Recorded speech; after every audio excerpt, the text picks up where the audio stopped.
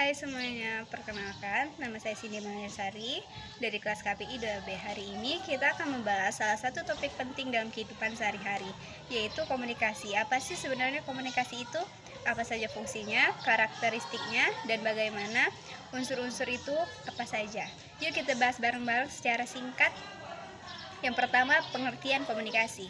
Secara umum, komunikasi adalah proses penyampaian pesan atau informasi dari satu pihak ke pihak lainnya.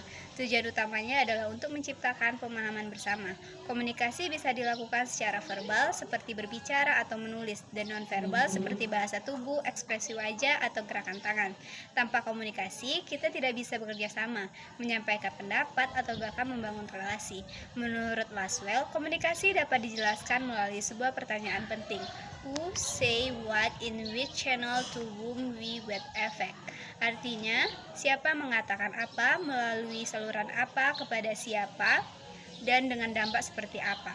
Model ini membantu kita memahami bahwa komunikasi bukan hanya tentang berbicara, tapi juga tentang pengirim pesan, isi pesan, media yang digunakan, penerima pesan, dan dampaknya. Selanjutnya, fungsi komunikasi. Komunikasi punya beberapa fungsi penting dalam kehidupan kita. Di antaranya yang pertama, fungsi informatif, menyampaikan fakta, data, atau pengetahuan. Yang kedua, fungsi persuasif, untuk mempengaruhi pendapat, sikap, atau perilaku orang lain. Yang ketiga, fungsi ekspresif, sebagai sarana untuk mengekspresikan emosi, pikiran, dan perasaan. Yang keempat, fungsi sosial, menjaga hubungan dan membangun interaksi antar individu atau kelompok. Dengan memahami fungsi ini, kita bisa berkomunikasi dengan lebih efektif sesuai dengan tujuan yang ingin dicapai. Selanjutnya, karakteristik komunikasi.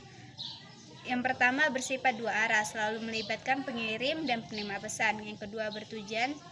Setiap komunikasi pasti memiliki maksud tertentu, baik eksplisit maupun implisit.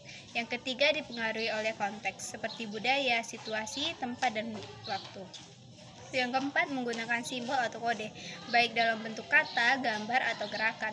Yang kelima, bisa menimbulkan efek, yaitu respon dari penerima terhadap pesan yang disampaikan. Karakteristik ini membuat komunikasi menjadi proses yang dinamis dan kompleks. Berikutnya, unsur-unsur komunikasi. Agar komunikasi bisa terjadi, harus ada unsur-unsur komunikasi yang lengkap, yaitu pertama, komunikator, orang yang menyampaikan pesan. Yang kedua, pesan, informasi atau isi yang ingin disampaikan. Yang ketiga, media atau saluran, alat atau cara untuk menyampaikan pesan, misalnya secara lisan, tulisan, atau digital. Yang keempat, komunikan, orang yang menerima pesan. Yang kelima, efek atau feedback, tanggapan atau reaksi dari komunikan terhadap pesan tersebut. Tanpa salah satu dari unsur ini, proses komunikasi bisa terganggu atau bahkan gagal total. Nah, dari ringkasan materi tentang komunikasi secara umum, baik pengertian, fungsi, karakteristik, dan unsur-unsurnya, semoga video ini bisa menambah pemahaman dan bisa berguna dalam kehidupan kita sehari-hari. Kalau ada kurang, saya mohon maaf. Dadah.